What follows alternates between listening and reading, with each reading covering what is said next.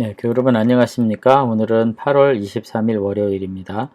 함께 나눌 말씀은 마태복음 20장 17절부터 19절 말씀입니다.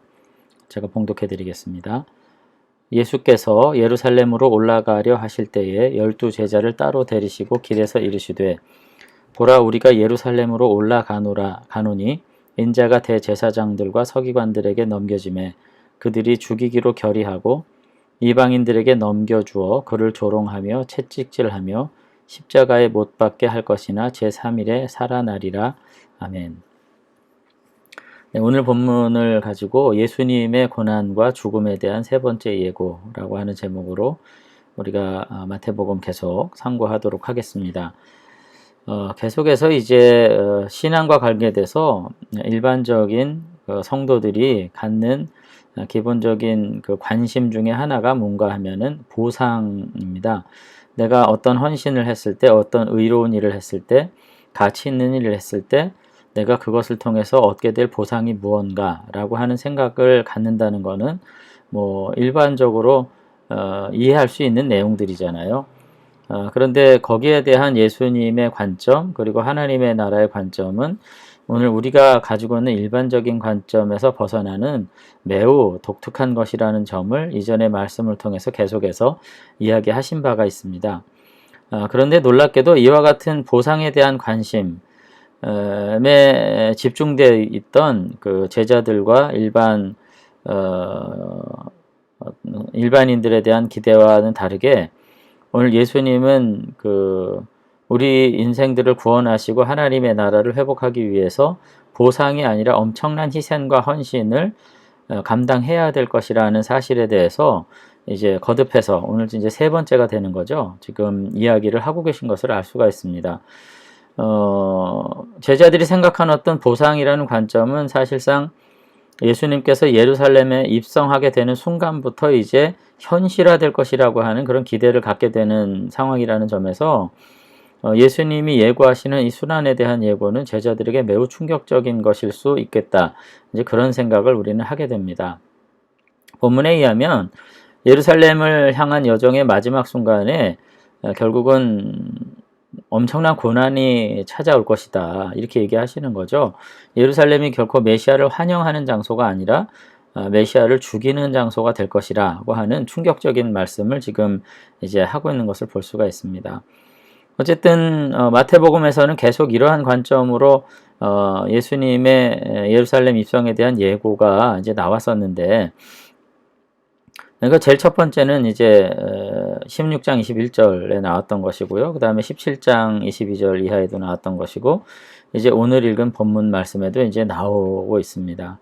그러니까 이거는 예수님께서 어느 한순간 불현듯 얘기하신 것이 아니라 공생의 처음 출발의 시점에서부터 이미 인지하고 있었던 상황이었고, 예수님은 그럼에도 불구하고 이것을 온전히 당신이 이루어내리라고 하는 사명을 가지고 지금까지 사역과 삶을 이어오셨다는 점을 우리가 이제 알게 됩니다.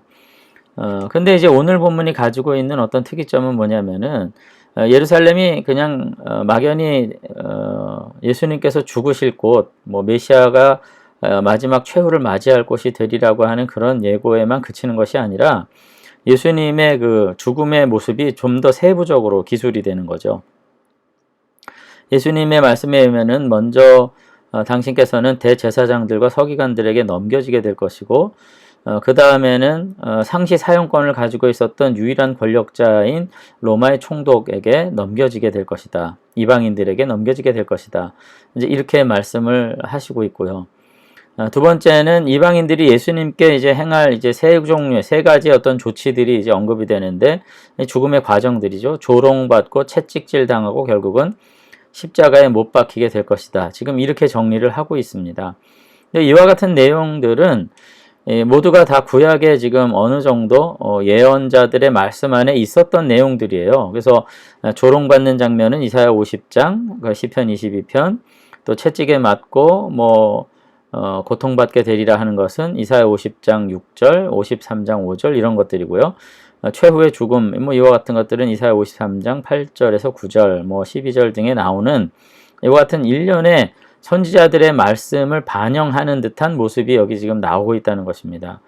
그러니까 결국은 이와 같이 구약의 선지자들의 예언을 지금 언급하는 이유는 뭐냐면, 적어도 마태는, 또 예수님 본인도 그렇고 마태는 예수님의 이 죽음이 자연적 죽음이라고 이해하고 있지 않다는 점이에요. 본인의 고난과 죽음, 그리고 처참한 이와 같은 상황들은 모두가 다 성경에서 이미 하나님께서 이스라엘의 구원, 그리고 온 믿는 자들의 구원을 위해서 예고하신 어떤 내용과 일치한다는 이해를 가지고 지금 있었다는 것입니다. 그러니까 결국은 이와 같은 내용은 단지 예수님의 죽음이 이방인에게 손에 넘겨져서 처참한 어떤 패배로서의 죽음이 아니라, 이 처참한 고난은 이미 하나님의 거룩한 구원의 경륜 가운데 예고되어 있었던 수순이었고, 이와 같은 말씀의 성취를 위해서 예수님께서 온전히 순종하시는 거룩한 희생의 죽음을 가고 계신다고 하는 자기 이해가 여기 보인다는 거예요. 마태도 결국은 예수님의 죽음을 그렇게 해석하고 이해했다는 것입니다. 그러니까 성경에 내용이 없었더라면 예수님의 죽음을 이해할 길이 없어요. 우리는 거꾸로 성경에 예수님의 그와 같은 죽음을 통해서 구약을 자꾸 해석하려고 그러는데, 그렇게 이야기보다는 결국 예수님의 이 죽음을 이해하려는 키워드는 결국은 하나님의 말씀, 당시에는 신약도 없었던 상황인 것이 분명하고요. 그런 점에서 예수님은 당신의 죽음의 의리를 분명히 알고 계셨고, 또 제자들도 그런 이해를 가지고 있었다. 그러나 이와 같은 교훈과 말씀을 받았을 때 제자들은 미처 몰랐어요. 아직까지는. 오히려 이것은 매우 당황스러운 것일 수 있습니다. 이거 정말 우리가 지금까지 기대했던 모든 보상이 다 무효화되는 것이 아닌가 하는 생각을 가질 수 있을 만큼의 철저한 평행선을 예수님과 제자들은 이제 걷고 있었던 것을 볼 수 있어요. 그러면서 이제 한 가지 더 이제 말씀되는 게 뭐냐면, 그런데 제3일 만에 살아나리라, 부활에 대한 언급이 여기 있다는 것입니다. 결국 예수님의 그 죽음은 그저 맹목적인 자기 희생의 죽음뿐만이 아니라 온 인류들을 구원하시려는 하나님의 뜻을 이루시기 위한 적극적인 순종의 죽음이라고 하는 것을 결국은 운명적으로 선언하는 행위, 그 부활이었던 거죠. 그런 점에서 예수님의 이 철저한 헌신은 정말 우리들에게 너무나도 큰 의미가 있을 뿐만 아니라, 예수님의 죽음을 이해했던 초기 교회 성도들의 그 깊은 신앙과 믿음이 굉장히 위대하구나 하는 것을 우리가 이제 알 수가 있습니다. 자, 이 지점에서 우리가 한번 생각해 볼 필요가 저는 분명히 있는 것 같아요. 이제 앞선 단락에서 계속해서 제자들과 백성들이 헌신의 어떤 그 대가에 대한 깊은 관심을 가지고 있는 것이 이제 드러났거든요. 그렇다면 오늘 우리는 어떠한가? 이와 같이 헌신의 대가에 대해서 계속해서 질문하던 백성들 앞에서 예수님의 최종적 답변은 결국 내가 예루살렘에서 죽을 거다. 대제사장들과 서기관들에게 넘겨지고, 그리고 로마의 권력자들에게 넘겨져서 조롱받고 채찍질 당하고 십자가에 못 박힘을 당하고 말 것이다 라고 하는 이와 같은 말씀을 하시는 주님 앞에서 우리는 과연 무엇을 추구하는 사람들인가 하는 것들을 좀 생각했으면 좋겠어요. 하나님이 주신 내 삶에도 내 삶에 하나님께서 요구하시는 부르심이 저는 있다고 생각을 합니다. 물론 그것이 어떤 것인지는 내가 늘 묻고 구하고 내가 기도하는 가운데 깨달아야 될 영역이긴 하지만, 저는 적어도 나는 무엇을 위해 부름받았다고 말하는 것에 위대함이 있는 것이 아니라, 매 순간마다 내 삶에 나의 삶의 구체적인 목적과 의미를 가지고 나를 부르시는, 나에게 소명을 하시는 하나님이 계시다는 것을 인정하는 겸손함이 우리들에게 정말 좀 필요할 것 같다는 생각을 해요. 그리고 적어도 그 소명이라는 것이 어떠한 위대하고 거창한 수사로서 우리에게 다가오는 것이 아니라, 저는 내게 주어진 환경 안에서 저는 분명히 우리 모두가 다 각자가 알 수 있게 온다고 저는 생각합니다. 교회 안에서 내가 맡은 자리에서, 가정에서 내가 어떤 위치에서, 직장에서 내가 갖게 되는 어떤 위치에서 반드시 나에게 요구하는 희생과 부름이 있고요. 그 안에서 내가 건강한 믿음의 태도를 가지고 응답하는 것이 저는 소명의 다름 아니라고 저는 생각을 하거든요. 뭐 나라를 구하고 교회를 구하고 세상을 살린다, 늘 이런 허황된 말만을 남발하는 것이 소명의 사람이라고 저는 생각하지 않습니다. 어쨌든 뭐 어떻게 생각하든지 간에 저는 첫 번째로 하나님께서 내게 두신 삶의 자리에서 나는 무엇에 만족하며 사는가 다시 한번 생각할 필요가 저는 있다고 생각을 해요.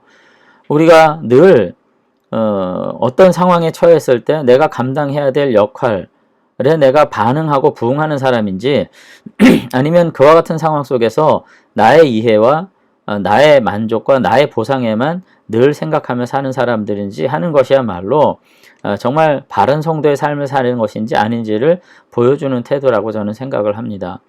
그런 점에서 이 예수님의 삶은 이 모든 보상을 따라서 움직이는 일체의 상황 속에서 철저하게 하나님의 부르심 앞에 순종하는 모습으로 온전히 자신의 길을 걸어가셨다는 점에서 제자들에게 아주 웅변적으로 지금 하시려는 의도가 있다고 생각을 합니다. 예수님의 그 헌신을 본받아야 되는 거죠. 제자들이 예수님과 함께 동행한 대가로 받을 보상과 자리에 연연하는 순간에도 예수님은 하나님께서 두신 자리에서 어떻게 사명을 감당하실까 하는 생각 외에 오로지 다른 것을 마음에 두시지 않았다는 것을 본문을 통해서 알 수 있습니다. 제자들이 욕망에 충만할 때마다 예수님은 당신의 사명을 다시 한번 생각하시면서 거듭 순종을 다짐하시고 그 순간마다 예고하셨던 거죠. 오늘 우리들도 하나님의 자녀라고 스스로 말하면서 내게 주어진 환경 속에서 하나님께서 내게 요구하시는 역할보다 내가 누려야 할 그 어떤 보상에만 사로잡혀서 우리가 살아간다면 그와 같은 관점에서 드려지는 모든 헌신은 빛바랜 헌신에 불과하지 않을까, 그런 생각을 이제 하게 되는 겁니다. 여러분, 다시 한번 우리의 삶을 통해서 계획하신 그 하나님의 복된 부르심이 있다고 여러분들이 믿는가? 그리고 그것이 내가 생각한 그와 같은 방식이나 내가 생각한 그와 같은 명예로운 것이 아닐 때 우리는 어떠한 태도를 갖는가? 다시 한번 나 자신을 돌아보면서 예수님을 다시 한번 깊이 생각할 수 있었으면 좋겠습니다. 정말 얼마 남지 않는 그 운명의 위대한 순간을 생각하면서 오히려 그 비참한 순간을 예수님은 결코 평가절하하지 않으셨고, 그 위대한 하나님의 일이 그와 같은 고난을 통해서 일어날 것이라는 것을 생각하시면서 죽음의 시간 앞에서 초연하셨던 그 예수님을 생각하고, 그리고 오히려 하나님의 더 깊은 뜻이 있을 것이라는 믿음을 가지고 끝까지 순종하셨던 예수님을 다시 한번 생각하면서 우리가 오늘이라고 하는 이 순간을 어떤 감정과 마음으로 살아야 될지를 우리가 돌이켜 볼 수 있었으면 좋겠습니다.